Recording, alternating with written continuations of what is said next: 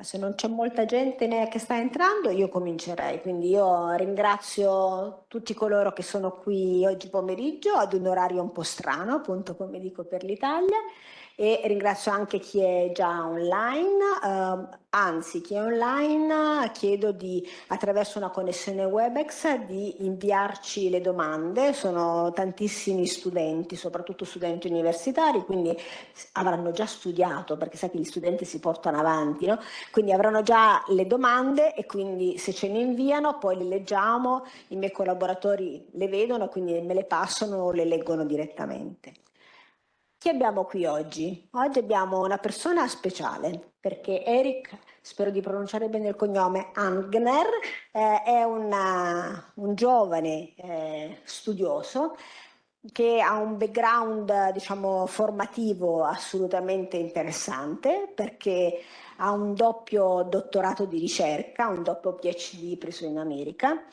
Non che conti questo, ma lui insomma il PhD ci ha lavorato tanto, perché è stato insomma sudato sia per quello in economia sia quello in filosofia delle scienze, o storia e filosofia della scienza, quindi un filosofo ed economista, e questo è sicuramente un background un po' unico, perché spesso gli economisti fanno un sacco di fatica a prendere un dottorato di ricerca, soprattutto in America, che il secondo non lo vanno a cercare. Lui ne ha cercati due, ne ha presi due, e questo si vede perché nel libro c'è una continua contaminazione anche da un punto di vista dell'impostazione. Il libro che oggi presentiamo, anche grazie a Luciano Canova, che è un amico e un economista, un traduttore del libro, ha tradotto questo libro in maniera esemplare. Non lo dico perché è un amico, perché quando posso lo bastono, ma in realtà questa volta ha fatto veramente un ottimo lavoro. Questo libro si legge come un bicchiere d'acqua, si legge facilmente. Ovviamente il lavoro migliore e più importante l'ha fatto Erik, che l'ha scritto, però la traduzione può fare la differenza, e questa volta effettivamente è stato tradotto in maniera veramente, vuol dire, esemplare. Non ho un altro aggettivo. Come si intitola il libro? Si intitola in una maniera, insomma, onestamente presuntuosa, posso dire che è presuntuosa: come l'economia può salvare il mondo.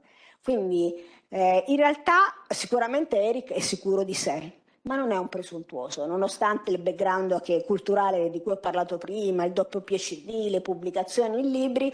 Erik è generosissimo nel libro, al di là di quello che normalmente fanno gli economisti, cita tantissima altra gente. Se stesso lo cita solo una volta o due, se non sbaglio, adesso mi sembra di averlo contato, l'ho contato una volta, e quindi cita il lavoro di altri, di economisti importanti che gli danno la possibilità di parlare di argomenti che poi lui, insomma, e soprattutto gli danno la possibilità di parlare di come l'economia fa la differenza al margine, di come questo elemento marginale può essere così importante per cambiare il mondo.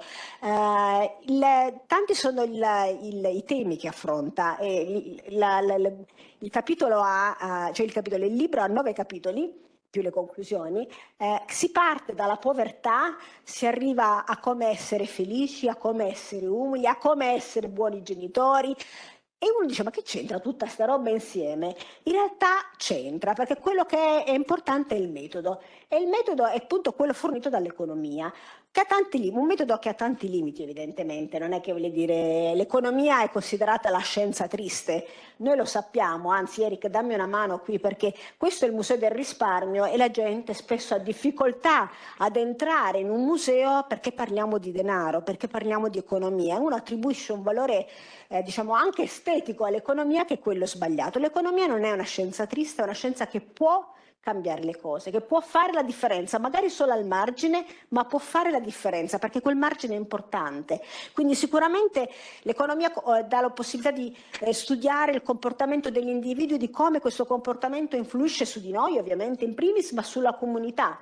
Quindi lui veramente, questi 9 capitoli, come dicevo, si parte dalla povertà, dall'essere felici, come essere umili, come cambiare comportamenti nocivi. Insomma, c'è veramente tantissime cose. C'è anche un capitolo di cui non tratteremo, perché se volete vi comprate il libro, e si chiama Come diventare ricchi. Di questo non parliamo, Erik, perché si devono comprare il libro, non che gli facciamo subito, gli diciamo come diventare ricchi, no, dovranno scoprirlo leggendolo. Io lancio la provocazione e poi ovviamente sarà un dialogo aperto con il vostro intervento, perché questa è una presentazione a un pubblico generalista, quindi voglio dire è aperta a tutti, qualsiasi domanda va bene, quindi non abbiate timore, non c'è. Lui prenderà un Nobel, ma chiunque può fare la domanda che vuole. Lo facciamo con Luciano Canova, in modo tale da avere un dialogo che io comincerei sulla povertà, perché alcune delle persone che abbiamo invitato si occupano di temi legati al sociale, e il primo capitolo è dedicato a come l'economia può ridurre la povertà, come può essere utile quello che impariamo dall'economia, dai dati, dall'evidenza economica, per avere qualcosa di efficace nel ridurre la povertà, che comunque è diventata sempre più presente nel mondo occidentale, nel mondo in via di sviluppo. Cioè la povertà e le disuguaglianze non si sono ridotte, sono aumentate. Well, let me begin by saying thank you for these kind words. It's really wonderful to be here, and I appreciate the opportunity to have this conversation with you. So the book is about the idea of economics as a science, the idea of a systematic empirical approach to behavior and the various problems that we're facing. The idea being that many of the problems are either caused by behavior, or even if they aren't, the solution will take the form of behavior. A problem like poverty might seem intractable. It might seem impossible to approach with anything other than despondency. But what the chapter emphasizes is that economists, like other behavioral scientists, have studied poverty in a pretty interesting way. So in the last couple of decades, economists have adopted the methodology of the randomized control trial that we know from medicine, vaccines, and so on. And they've applied this to questions of the form, how do we best help poor people? Do we help them by giving them access to clear water? Do we help them by giving them access to an education or whatnot? And you can do this in a randomized way. And one of the conclusions of this is that what we need to do is to give poor people money. It might sound perfectly obvious, right? The problem of poverty is not having enough money or other resources, and the solution to it is to give them more money. But hold on, somebody might say, wouldn't they spend it all on alcohol and tobacco and other consumption goods? Well, that's a scientific question. And what the studies seem to suggest is that poor people are no less rational than anybody else, and they're no less responsible than anybody else.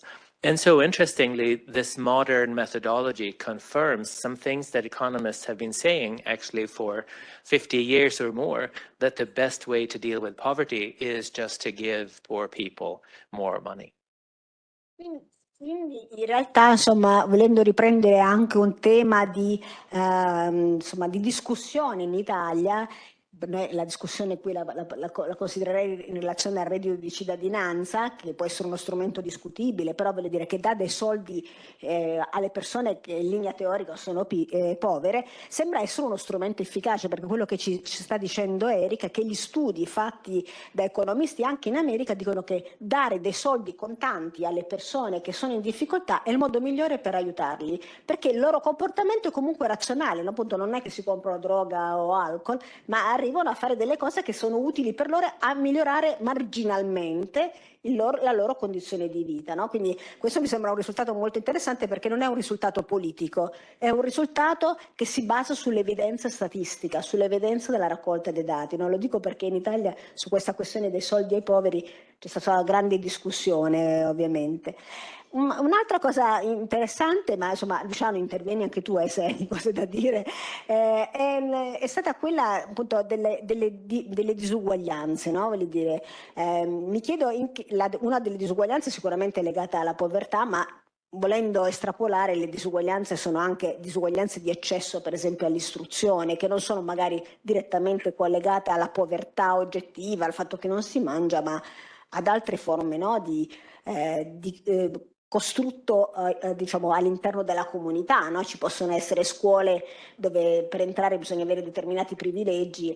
Allora, anche rispetto a questo, no? L'economia ci dice qualcosa rispetto al fatto che, voglio dire, è possibile riuscire a ridurre disuguaglianze al di là di quelle puramente economiche, utilizzando istituzioni, utilizzando norme, utilizzando qualcosa che possiamo costruire come economisti e che, oppure mercati che prima non esistevano e che possono esistere, no? Ci sono degli esempi nel libro, quindi la domanda è un po' vaga, ma possiamo supplire a delle mancanze che creano la differenza, che creano la disuguaglianza?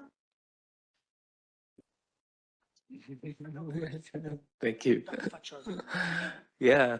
So I think there's a lot that can be done about inequality. The first thing is to pay attention to what we want to accomplish. And this is a point where maybe we should not be looking to economics for an answer. So economics always has to be coupled with a reasonable set of values, an idea about what we're hoping to accomplish, because without that, we're not going to come up with any advice or suggestions that we can follow. But if we are committed to helping reduce inequalities, not just in access to money and other resources like that, material resources, but also access to education, absolutely, we can do things about that. So giving money to poor people is a good start. It helps them in all sorts of ways. It makes it easier to shop around for an education, to access an education. But then there are other things that can be done as well. And so nobody is saying that the economic advice will work magically and on its own. Like all of the suggestions that economists are coming up with need to be coupled with other forms of interventions. And one of those things has to do with making it easy for people to access education. When you are poor, when you feel the effects of scarcity, you find it harder to make decisions, you find it harder to plan for the future, you find it harder to take in information and to do your research. And so a whole other strand of research emphasizes how we need to make the lives of poor people easier so that they can make better choices. And this is interesting because I don't know about the Italian situation, but where I live, there are lots of pressures trying to make poor people's lives harder. The idea is that we need to not make it so easy to be poor, thereby incentivizing them to pull themselves up by their bootstraps.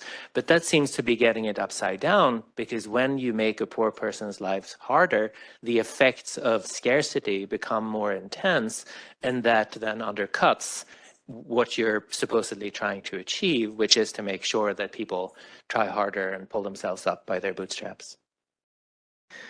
Do qualche secondo alla traduttrice. Buonasera intanto. Per me, prima cosa, devo dire, è stato un lavoro bellissimo quello di tradurre questo libro, cioè mi sono proprio divertito e rilassato a tradurre questo libro. Chi lo legge lo percepisce. Perché me lo godevo, pieno di storie, che aiuta anche chi non avesse un background necessariamente economico a goderselo, è scritto in modo super plain. E volevo fare due domande, parto dalla prima e poi farò la seconda, o meglio, volevo agganciare il tema della filosofia, dell'importanza, ne stavamo parlando in questi giorni, per ora ci siamo concentrati sull'economia, ma perché è importante la filosofia con riferimento all'economia? E in realtà, come diceva Giovanna all'inizio, questo libro ha un titolo che può sembrare provocatorio, perché il titolo è Come l'economia può salvare il mondo, che tipicamente può portare a un atteggiamento ma chi ti credi di essere. Invece è un libro di grandissima umiltà, anzi un intero capitolo è dedicato all'umiltà, e quindi faccio la domanda a Erik: che cosa c'entra l'umiltà con il lavoro forse dell'economista, in generale con l'economia?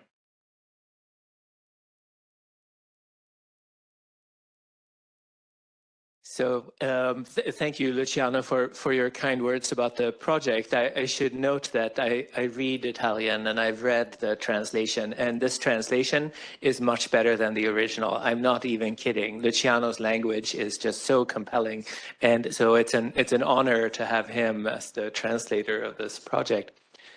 When it When it comes to humility, you might not associate that with economists, because economists have a reputation for being particularly arrogant and antisocial, maybe. We associate economics with an excess of rationality and selfish pursuit of material goods and so on. But one of the things that I try to emphasize is that that's really a misreading of the history of economics. That's not what the history of economics is about. And in fact, there is a research stream specifically on humility and the lack of overconfidence that goes back maybe 50 years. This is something that economists, behavioral scientists have focused on to a pretty great extent. And what the research shows is that overconfidence, or the lack of humility, is actually part of the human predicament. It's incredibly common. All of us fall prey to it at least some of the time. People describe overconfidence as the mother of all biases, because it's the sort of thing that makes everything else worse. If I am bad at something, that's not necessarily in and of itself a problem, but if I'm bad at something and I think I'm excellent at it, that's when we're going to expect disasters and various kinds of nightmares. And economists have also come up with strategies that we can apply to nurture humility in ourselves and to try to build overconfidence-proof teams in the workplace or in organizations or whatever. And the advice is actually quite simple. So one is to consider outcome, what happens when you make predictions and such, to check if you were right in the past as often as you think, because that might influence your predictions about your abilities in the future. The other piece of advice is to consider reasons that we may be wrong. And this is fascinating because very often we're better at identifying reasons why we're right. The conversational norms that govern many of our interactions are such that we may be prompted to produce reasons why we're right. If I'm saying something, Luciano might say, what makes you think so? What evidence do you have? And so I'm mentally prepared to address those sorts of questions. And when I rehearse the reasons why I may be right, I risk overestimating the probability that I'm right. So just by virtue of encouraging ourselves and others to think about reasons why we may be wrong, we can help reduce the level of overconfidence and increase the level of humility. Sadly, economists have not themselves always taken this advice to heart, but I'm here to encourage them to try. Grazie. Poi ti volevo attaccarci la seconda domanda, o meglio, introdurre la filosofia, partendo dall'autobiografia e dalla critica autobiografica, perché a proposito di overconfidence, questo libro, vengo ai suggerimenti di lettura, è utilissimo per chi non ha mai studiato economia, a qualsiasi età. Lo suggerirei proprio serenamente se sono collegati da casa studenti, studentesse che devono iniziare il percorso universitario di una disciplina che appunto non è così conosciuta, e però lo suggerisco tantissimo anche a chi ha un background di economia, perché per me è stato prezioso riflettere sulla trascuratezza con cui almeno un bel pezzo del mio lavoro di economista mi sono dimenticato la metodologia, o meglio non è che mi sono dimenticato la metodologia, la do per scontata. Io poi faccio tanto lavoro di divulgazione e mi accorgo che in parte c'è un problema legato proprio al modo in cui do per scontati alcuni concetti, alcune modalità di lavorare dell'economia che poi possono dare luogo a una divulgazione che definirei cheap, cioè che semplifica troppo, che non fa capire alle persone cosa sia l'economia veramente. E invece Erik è prezioso in questo e porta il suo background di filosofo, e quindi qua la domanda è: riportiamo invece la discussione nell'ambito della filosofia. Come la filosofia può aiutare l'economia e perché è importante? Yeah, so the book is pitched as a text about economics, right? It has economics on the title. I mean, this is certainly the marketing. But now that we're among friends, right, I can confess that I also think of it as a book in philosophy. And that is true in at least two different ways. It represents a a kind of philosophy of science, actually, in that the book is in large part about science. It takes a sort of bird's eye view on the enterprise, and it explores questions of the form: what is the science of human behavior good for? What can it accomplish when things work out well? How could we improve it so that it works better? But also, like, where are its limits? What are the sort of things that a scientific economics cannot help us do? And the most obvious case, the most obvious answer to that question has to do with the values that feed into the efforts.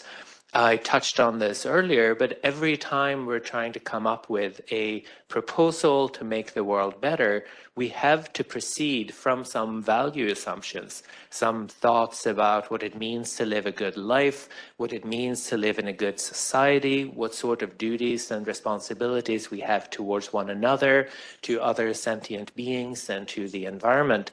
And a scientific economics, no matter how good it is ill-suited to address that kind of question. And so this leads to a sort of conclusion that says that economics is wonderful, but it can't do anything on its own. It needs to be coupled with reasonable values. And that means that professional economists have to engage in a conversation with other stakeholders, the community, the population, the people who pay the taxes, the people on the receiving end of economic interventions, and so on. So to my mind, a large part of the reason why I wrote a book and why I'm so happy to be here today is that it seems to me critical that, one, economists start paying attention to the people affected by their policies, and two, to invite other stakeholders, the community and so on, to participate in a conversation about what a wise economic policy would look like. Allora, voglio chiedere una cosa, perché il libro ovviamente l'ho letto, si legge in 2 giorni, in un weekend concentrati, perché appunto, come dicevamo, è un libro per tutti, non c'è bisogno di essere economisti, c'è anche un bel glossario fatto molto bene alla fine, 2 pagine che si possono mettere lì. Il capitolo sull'umiltà io lo considero un manifesto, l'ho dato a tutti i miei collaboratori perché penso che sia un momento di riflessione importante, quindi lo consiglio vivamente, perché l'overconfidence purtroppo è una malattia di quelle pesanti che colpisce tutti. Ma voglio anche dire una cosa rispetto al fatto che c'è questo approccio mixed fra filosofia ed economia. Non è un libro di filosofia, quindi lo dico perché, voglio dire, non vorrei che le persone pensassero chissà se si capisce cosa uomo, no? Voglio dire, perché già gli economisti che sono pratici non si capiscono, se poi ci metti il filosofo parleremo di cose talmente astratte. È una filosofia pratica, cioè è un modo pratico di approcciare il problema, dove ovviamente c'è un riferimento ai valori, ma questo lo sappiamo tutti, anche noi che lavoriamo nei mercati finanziari. Negli ultimi decenni, dalle crisi più importanti in poi, siamo stati costretti a riflettere sull'etica di ciò che facciamo, no? Quindi l'etica è diventato un elemento portatile. Siamo sempre a parlare di CSR, no? Che non è un telefilm della televisione, ma che è la corporate social responsibility, perché ci interroghiamo continuamente anche sul significato, sul purpose di quello che è la banca, l'istituzione finanziaria, eccetera, ed è una interrogazione importante, perché significa appunto mettersi in contatto con gli altri stakeholder, che sono quelli della comunità. Per dare però un esempio pratico di cosa c'è nel libro, che ho trovato eclatante, perché non è un argomento di cui io mi occupo, non ho neanche figli, c'è un capitolo sui genitori, su quello che Erik ha scoperto che l'economia poteva insegnargli per essere un bravo genitore. Voi mi chiederete, ma che ha scoperto? In realtà ha scoperto una cosa legata dai dati, insomma, quindi la cosa interessante è questa, cioè che le strategie economiche sono basate sull'evidenza, no? Cioè sono basate sui dati, poi ovviamente si possono alzare, ma sono delle strategie, quindi però si basano sui dati. Erik, tu hai detto sei diventato un bravo genitore, non lo so se bravo, no, non sono tuo, non so, i tuoi figli non so cosa direbbero, però insomma hai capito come fare il genitore leggendo gli articoli dell'American Economic Review o di altri giornali simili. Ci spieghi come?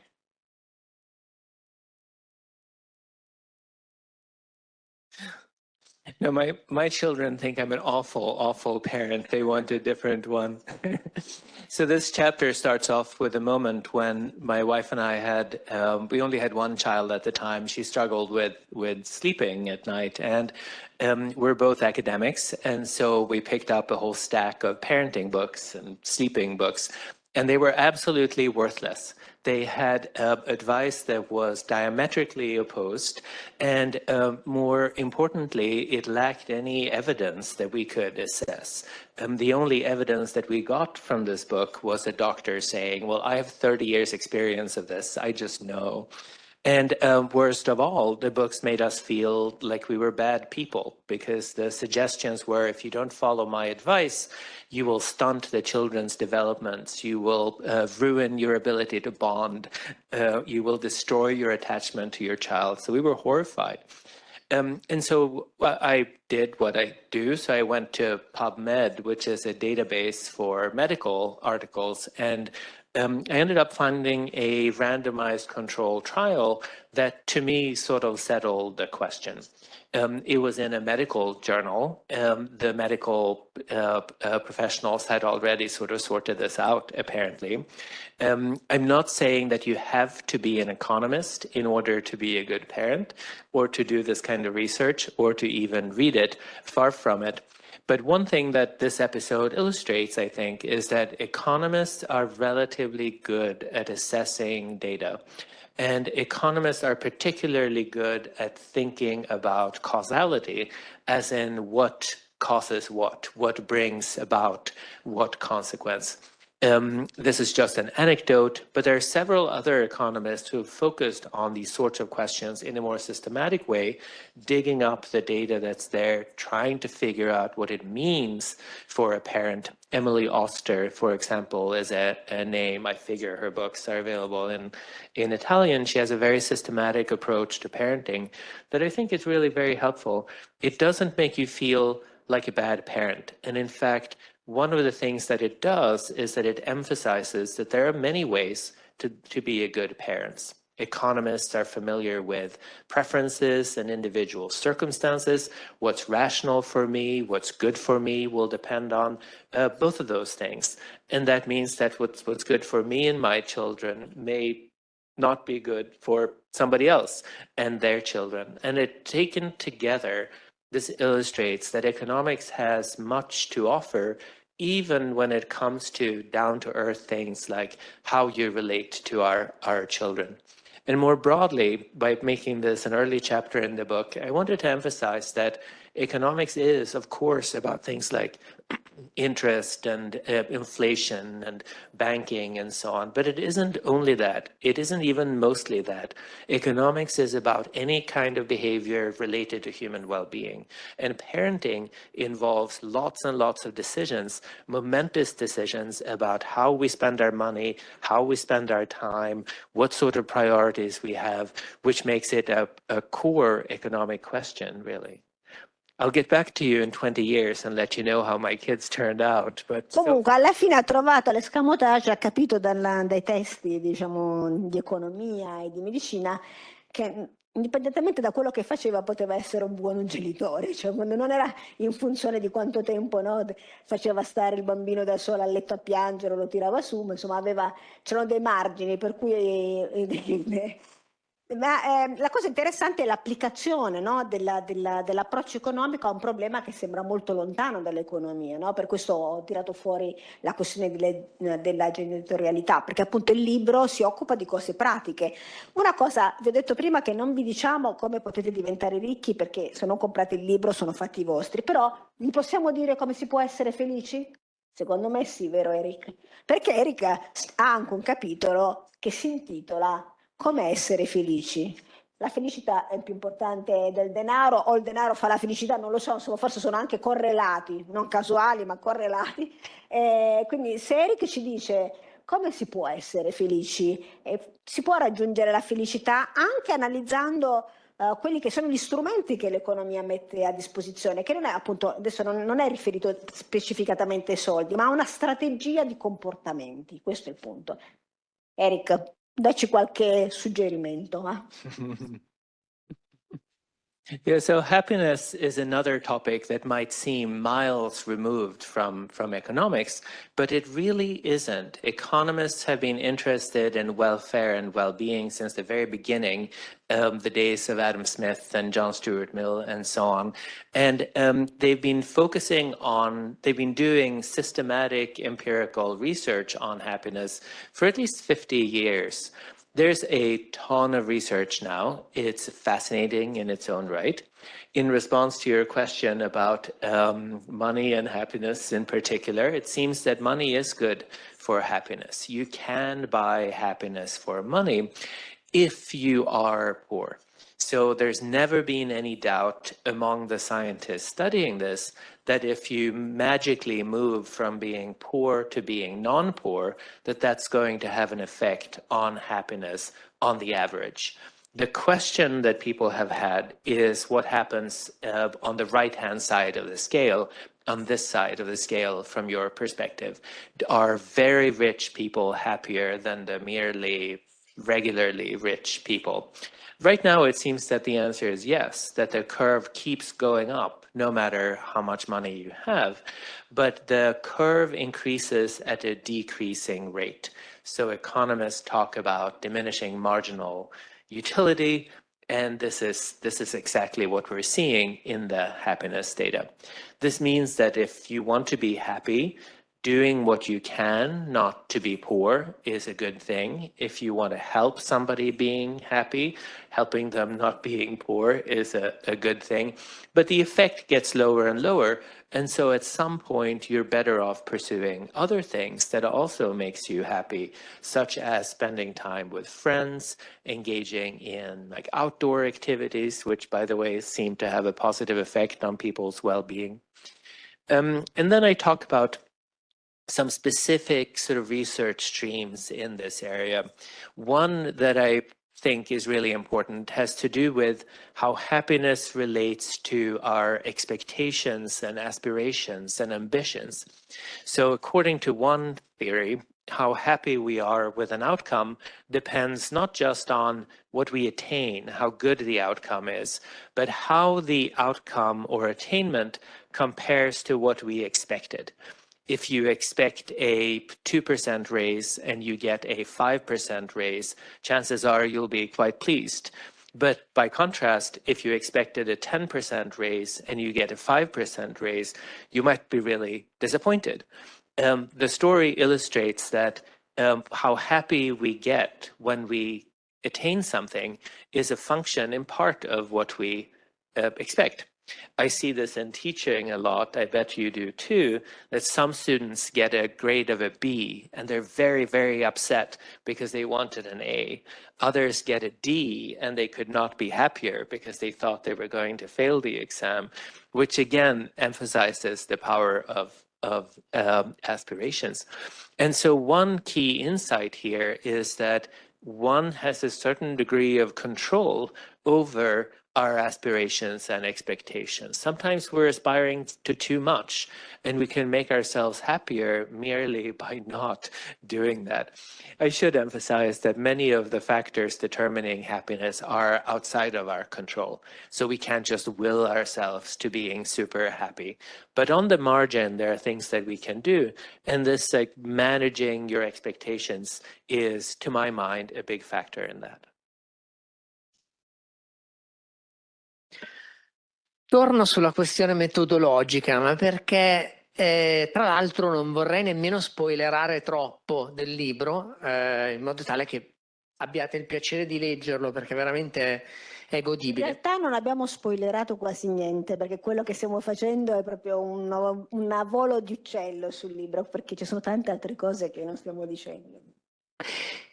Colgo l'occasione per dire che purtroppo questa sera ci sono poche copie disponibili, io sono qua anche invece di libraio al posto di Opli, quindi ho le copie di là per chi volesse approfittarne. Lo venderemo a sconto rispetto ai 25,20 € con la possibilità di avere la dedica dello scrittore, che non è del tutto banale. Si può tornare a casa felici, perché l'aspettativa era spendere 25, ne spendono 20, vanno. Uno dei motivi per cui penso che appunto l'economia sia anche percepita, non userò più perché Erik lo racconta l'espressione scienza triste, perché ha una storia interessante che scoprirete leggendo. Ma uno dei motivi per cui è percepita male credo sia anche proprio il fatto che veniva accennato prima delle previsioni, del fatto che le persone tendono a sottolineare molto che gli economisti sbagliano le previsioni. Leggevo un paper l'altro giorno che raccoglieva dati sulle ultime 156 recessioni, quindi parliamo di un secolo di dati, e per 156 recessioni, non ricordo se 143 o 148 non erano state previste dagli economisti, però veniva giustamente citato, come dire, il lavoro del meteorologo in quel caso, vale a dire il meteorologo conosce il trend del clima, ma non sa esattamente in che momento può esplodere un fortunale con quale violenza. Diciamo che l'economista coglie una dinamica, poi da lì a capire quando scoppia la bolla non è nemmeno il suo mestiere. E vengo al tema dei modelli, cioè come se la percezione, a mio avviso, fosse quella di questi modelli come scatole magiche con cui appunto gli economisti vengono spesso descritti come dei maghi, ed è una visione scorretta, nel senso che, qui cito uno statistico, George Box, i modelli sono tutti sbagliati, l'importante è che siano utili. Ed è bellissima come frase, perché il modello deve ridurre la realtà, altrimenti non servirebbe, perché coinciderebbe con la realtà. Non sto a citare la mappa dell'imperatore di Borges, però il modello quello deve fare, deve ridurre la complessità della realtà, e credo che il vero tema sia, e faccio la domanda a Erik, la confusione tra approccio normativo e approccio descrittivo. È come se le persone avessero in testa che gli economisti con i loro modelli vogliono descrivere quello che le persone fanno quando prendono decisioni.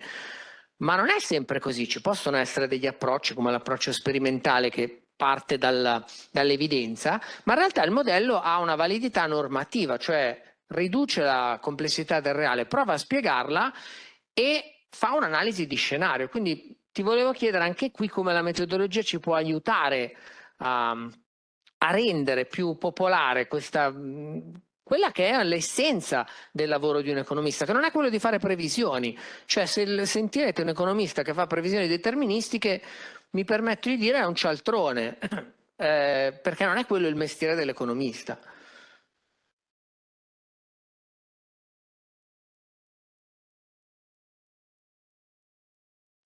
Right. So one topic that comes up a lot is economists' ability to predict things.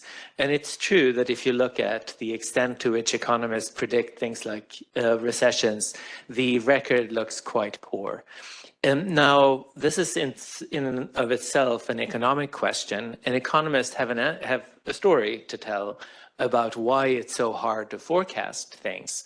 Or in brief, the story is that if we knew how to forecast things, somebody would intervene in the interest of making money off of that knowledge, and that would then change the process you're trying to predict, which would undercut the prediction itself.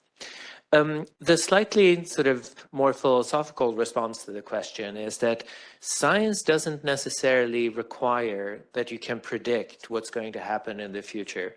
If you think about seismology, the science of earthquakes and such, there's not a seismologist in the world who can predict when there will be a big earthquake in California the next time. That's not the sort of thing seismology can do. What they can do is identify risk factors. So they can say in this region is much more prone to disasters than this other region. They can also give you information about how best to protect yourself if you live in a region where earthquakes might happen. And I think in that sense, economics works much like seismology does. We can identify risk factors for recessions, certain kinds of irresponsible behavior by politicians, for example, are risk factors for recession. Economists can also give us advice about how best to protect ourselves if we live in a place that risk experiencing these effects. And of course, every place does in a globalized world. So this maybe illustrates the previous point about managing your expectations. If you're expecting magic wands and, crystal future gazing tools, you will be disappointed. But it is unreasonable, in fact, to expect such things. Grazie. Accontentatevi del fatto che sappiamo spiegare dei fenomeni quando va bene, non li sappiamo prevedere, questo è il punto. Quindi un altro, prima poi di lasciare lo spazio alle domande, perché so che abbiamo anche qualche amico laggiù, lo vedo pronto, una domanda, te vedo, ti ho visto Diego. Volevo un attimo fare una riflessione, perché a me è piaciuta, perché l'ho letta poi sul libro, ma in realtà è una cosa che condivido e ho pensato spesso. Insomma, l'economia è un po' come la medicina, l'economista è un po' come il medico, cioè fondamentalmente è importante la conoscenza, quindi un bravo economista è uno che ha studiato tanto, che ha preso un dottorato. Ora, prendere una laurea in economia non è sufficiente a dire che si è economisti, non lo diciamo perché abbiamo tutti un dottorato, ma perché in realtà è proprio un diverso livello di approfondimento, si tratta di due cose diverse, quindi bisogna anche esserne consapevoli nell'ottica dell'umiltà e dell'overconfidence. Una laurea in economia è una cosa, essere un economista significa conoscere dei meccanismi un po' più sofisticati, ma la cosa interessante è che l'economia è anche un'arte, cioè la conoscenza è importante, c'è anche un aspetto, diciamo così, di competenza che nasce dall'intuito, dalla capacità, insomma, di mettere insieme e di intuire quello che c'è dietro, no? Le relazioni causali, che talvolta non sono così evidenti, poi magari le riesci a provare ma non sono evidenti. Anche il medico è la stessa cosa, no? Perché da un certo punto di vista puoi conoscere benissimo l'anatomia umana, ma non mettere insieme i pezzi e non arrivare con una diagnosi, o avere 10 diagnosi diverse, quando poi invece vai dal medico capace, no? Che è un artista in qualche maniera, che ha questo sprizzo, no? Che vuol dire è un elemento artistico, mi piace pensarlo come un elemento artistico, e trovi la risoluzione, trovi la causa e quindi anche la diagnosi, no? Quindi spiegami meglio come tu percepisci questa somiglianza, che a me piace, mi piace pensare, tra economista e medico, tra economia e medicina. Yeah, thanks for bringing up the analogy. So we would say, I think, that modern medicine cures disease. Given the way we use these words, it's true to say things like that. But let's reflect on what that means. It doesn't mean that a medical intervention, a medication or something, magically and automatically cures things. It doesn't mean that every intervention has the intended effect. It doesn't mean that every problem can be fixed with medicine. It doesn't mean that the medicine will work without a skilled practitioner, somebody who has experience and wisdom and care and attention. It doesn't mean that you can do any of this without proper ethics, like medical ethics, bedside manner, and so on. And maybe aesthetics. Maybe you have to have a view to like what is beautiful as well as what is healthy. And from that point of view, I think we can understand the idea that economics can save the world in similar ways. When I say that economics can help do that, I'm not saying that it will do it automatically and on its own in the absence of a skilled practitioner and so on. We need good values, we need possibly proper aesthetics, we need skilled practitioners with care and attention who give explicit attention to questions about how best to help people. And so I guess the analogy serves to move the focus a little bit away from questions about theoretical models, what they look like and what they can accomplish and so on, and more toward the more pragmatic or like engineering aspects of what do we do with this knowledge? How do we translate it into skills that will help real people dealing with real problems? And that's an area where I think economists have a lot more work to do. If you get a PhD in economics, for example, you'll spend a lot more time studying the models and the mathematics and so on. Very little time oftentimes thinking about how best to use that knowledge for the common good. And so there's real potential for improvement there. C'è spazio di miglioramento anche per gli economisti che possono non solo studiare i modelli, ma anche pensare a come applicarli per il bene comune, no? Che ritorniamo ai valori etici, all'idea di essere parte di un purpose, no? Più grande che sia a beneficio della comunità. Allora, manca un quarto d'ora, non so se tu hai qualche altra domanda, se no io quello che farei, aprirei alle domande del pubblico. Guardavo il cellulare non per maleducazione, perché insomma, ma perché mi arrivavano, mi arrivavano delle domande.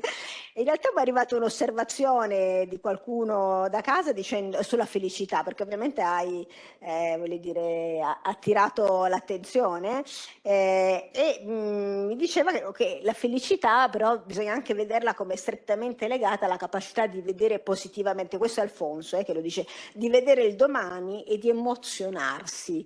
Quindi voglio dire, e quindi questo è, secondo la persona che ci scrive da casa, appunto Alfonso, la felicità sicuramente è legata al denaro, ma è anche legata a un approccio positivo verso il futuro.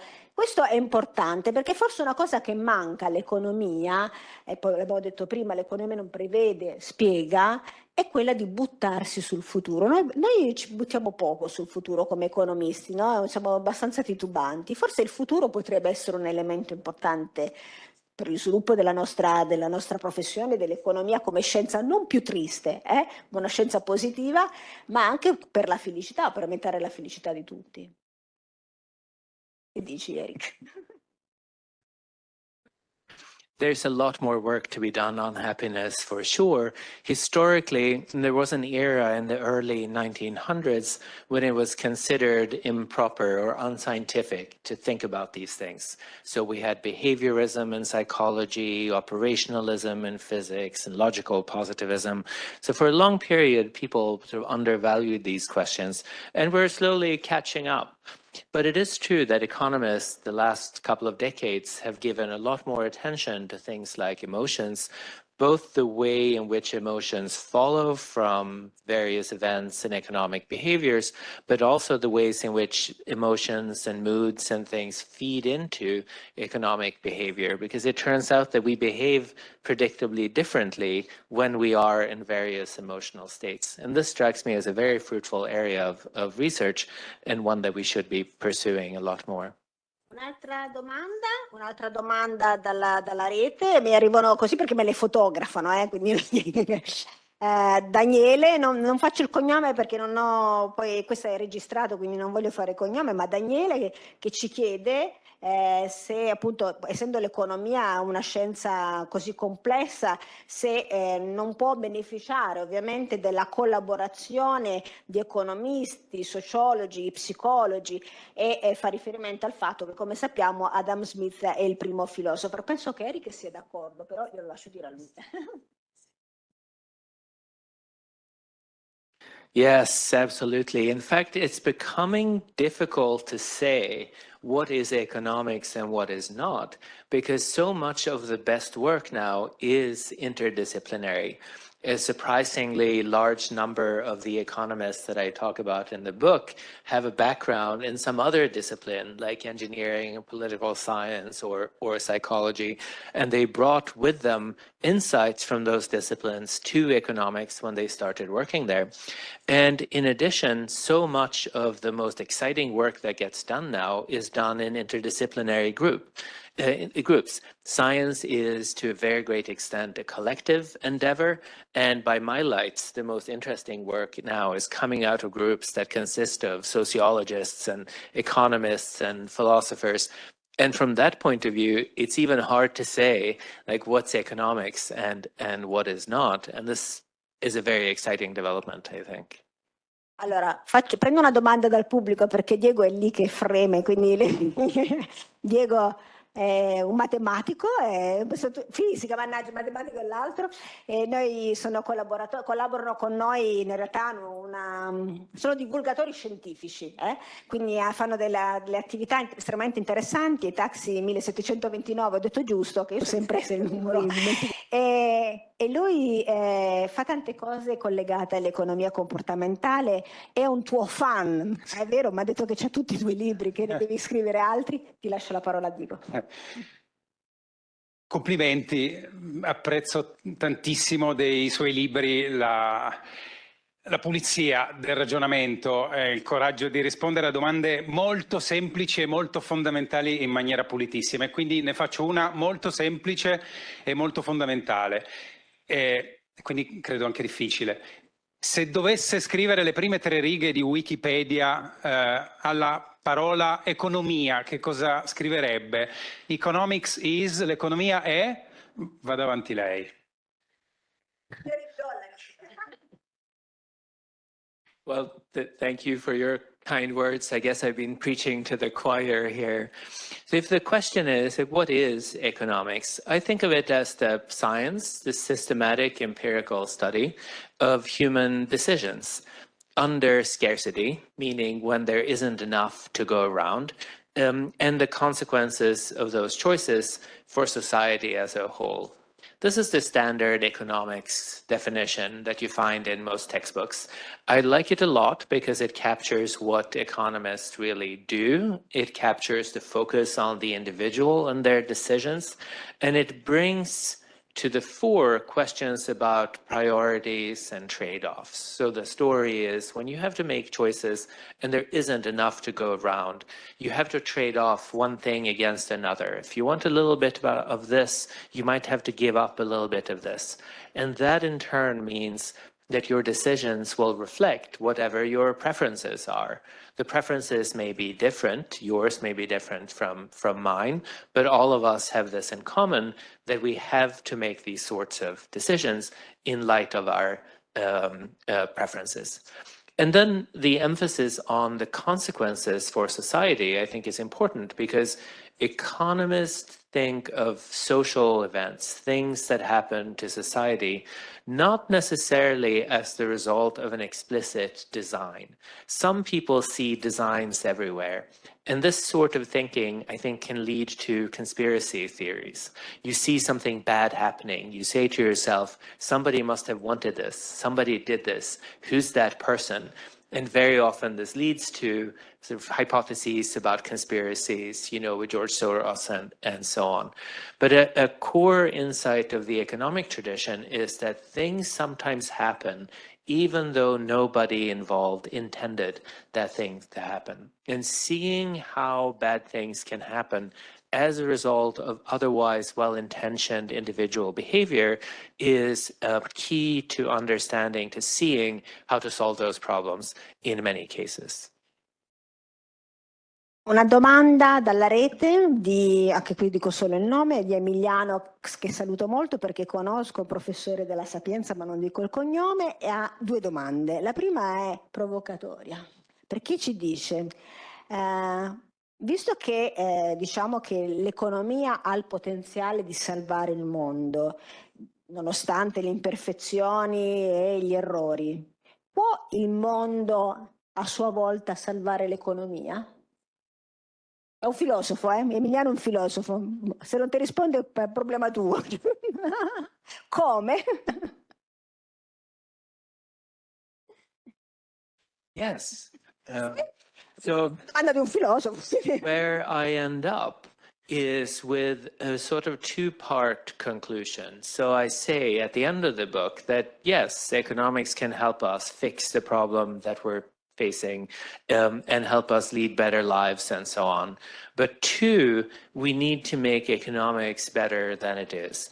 Because when you start thinking about the potential of a scientific approach to human behavior, it becomes very clear the ways in which economics, as it currently is very far from perfect. So first off, I haven't talked about the economics profession at all, and the profession is messed up in all sorts of ways. So the less said, the better, really. But even the scientific economics, the purely descriptive enterprise, really ought to be better in all sorts of ways. I'll just mention, again, like the idea of integrating human values. That's something that economists don't give a whole lot of thought to. There's a sort of mindless focus on efficiency, which is very unfortunate in many contexts. And this is where economics really needs philosophers and input from the community and other stakeholders in order to be everything it could be. Ok, adesso c'è la seconda domanda, preparati, perché la seconda domanda è, io la devo tradurre dall'inglese, la traduco dall'inglese e la scritta in inglese, data la frequenza interdipendenza tra l'economia e i sistemi finanziari, I sistemi finanziari possono contribuire a salvare l'economia, considerato il fatto che non è che si sono sempre comportati male come durante le crisi finanziarie, e come possono essere utili i sistemi finanziari, quindi la finanza, a salvare l'economia? Sempre un filosofo che fa la domanda, che sono complicati questi. Quindi. I try to think as little as possible about finance because it's something I really don't know that much about. I'll emphasize, so maybe by my lights, the biggest flaw of the book is that it focuses on lots of micro questions because it's the thing that I know and it's the things that I find most exciting myself. So my apologies in advance. But of course, the economic system, the financial system matters, right? It is the effect of individual choices that we've made more or less intentionally. And it has consequences for the situation we find ourselves in and the range of choices that are open to us. So when we're talking about dealing with the massive challenges from persistent poverty through discrimination to climate change and so on, obviously the financial system has to be part of the conversation. We were just talking about personal finance, financial literacy, and ways in which limited financial literacy constrains the option that a person might have. So if you're in a domestic violence situation, you want to get out of it. If you don't have the skills required to set up a new home elsewhere with your children and so on, that can put very sharp boundaries to the range of actions available to you. So this is a matter of money for sure, but it's also a question of health and life, survival, and it's a question of personal autonomy. And all these things go together. We have to talk about them as part of one package. Allora, se c'è una domanda dal pubblico in sala, allora la recupero. C'è una domanda qui. Stefano, scusa, mi aiuti con il microfono? È qui davanti? No, perché sennò a casa non sentono, quindi anche io non amo il microfono, ma dobbiamo parlare al microfono. Poi recupero anche Francesco e qualcun altro, ma continuano ad arrivare foto, ma insomma abbiamo ancora un quarto d'ora, quindi... Parlando di economia e di migliorare il mondo, mi interesserebbe sentire cosa pensa. Adesso cosa è successo? Perché se guardiamo all'evoluzione economica e della qualità della vita, ci sono dati. Spesso sentiamo dei dati negativi.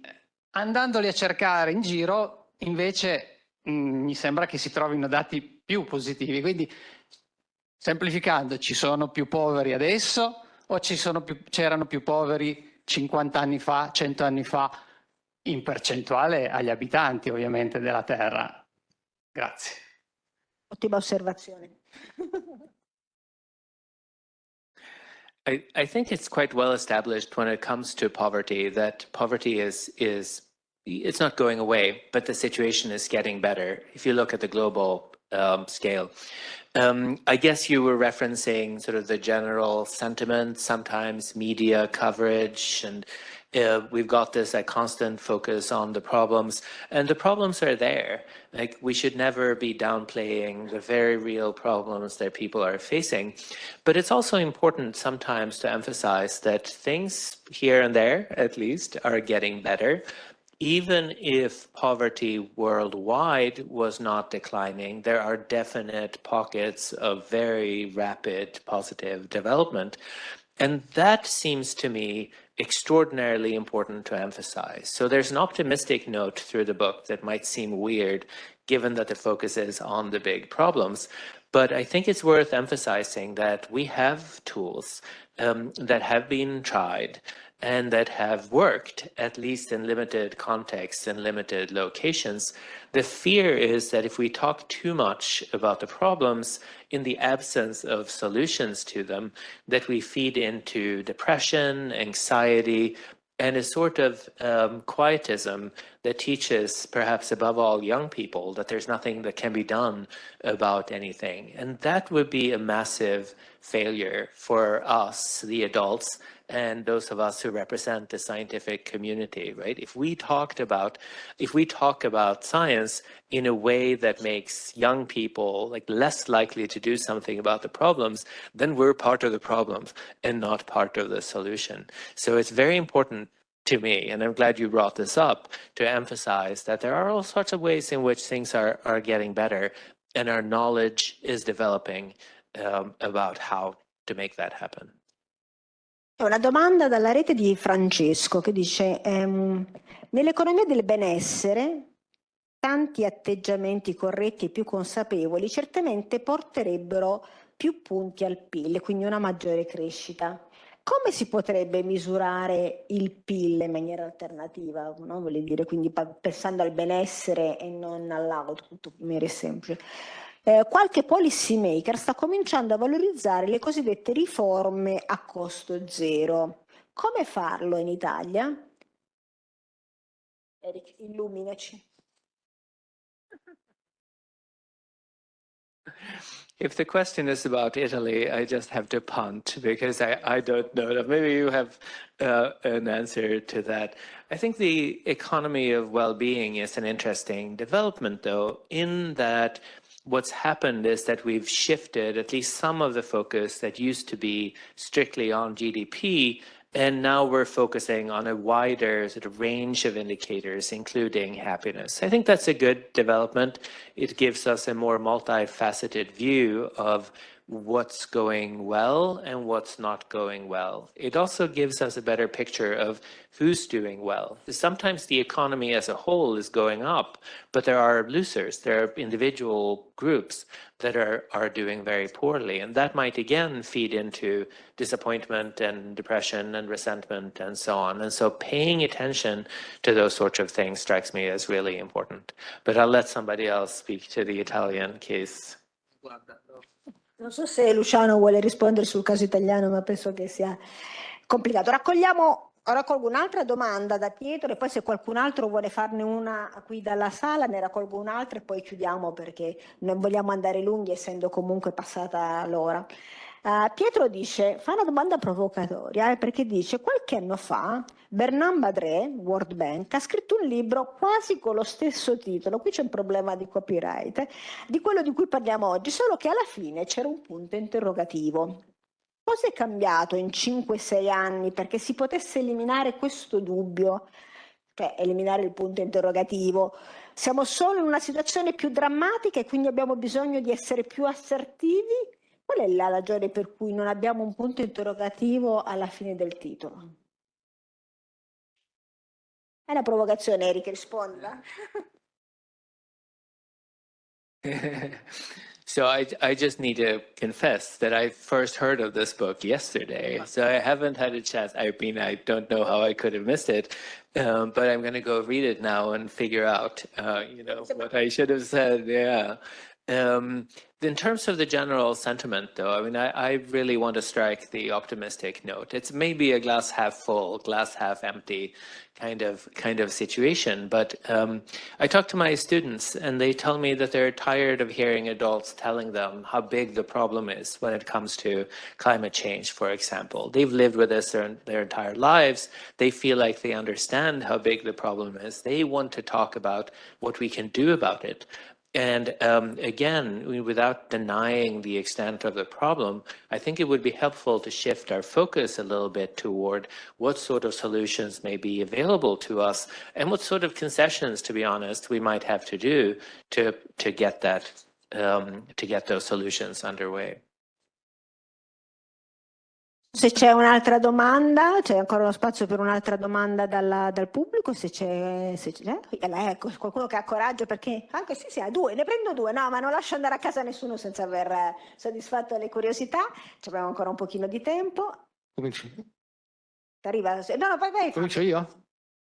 No, era una provocazione che è un tornare all'inizio del dibattito, il tema della povertà, cui si era accennato, come dire, la povertà trova più soldi nella tasca dei poveri, che è un comportamento economicamente efficiente, quindi va bene. Ecco, però abbiamo anche molto insistito sulla doppia competenza che lei ha e sulla doppia lettura del libro, il lato economico e il lato filosofico. Quella stessa domanda, dal punto di vista filosofico, avrebbe secondo lei la stessa risposta o no? Complimentoni, bravo, una bella domanda. Lo dico io. Yes, I think I'd give the same answer to the question as when I speak as a philosopher, as I do when I speak as an economist. But I want to emphasize that there's always more to these questions, right? In the book, I try to say here and there that poverty is a multifaceted problem. It's going to require lots of different interventions. Economics is going to have to be coupled with other sorts of expertise. So political science is particularly important. Like eliminating persistent poverty is going to require revising political institutions that keep people down and that fail to lift them up. And that's going to require political science as well. So sometimes social scientists are like firing at each other across the trenches, and I want to get away from that. I want to emphasize that there are many forms of expertise that are required, and I'd invite the political scientists and the philosophers and everyone to my team, as it were. Buonasera, filone delle domande un pochino provocatorie. Hai visto il titolo del libro che dice come l'economia salverà il mondo? Volevo sapere se era in previsione un secondo libro con la postilla come spiegarlo alla classe politica, ma non per fare una battuta, ma vedendo come in tutti gli stati occidentali comunque la partecipazione anche al voto è sempre incalando, anche e soprattutto visto come poi le scelte economiche vengono fatte dai vari governi.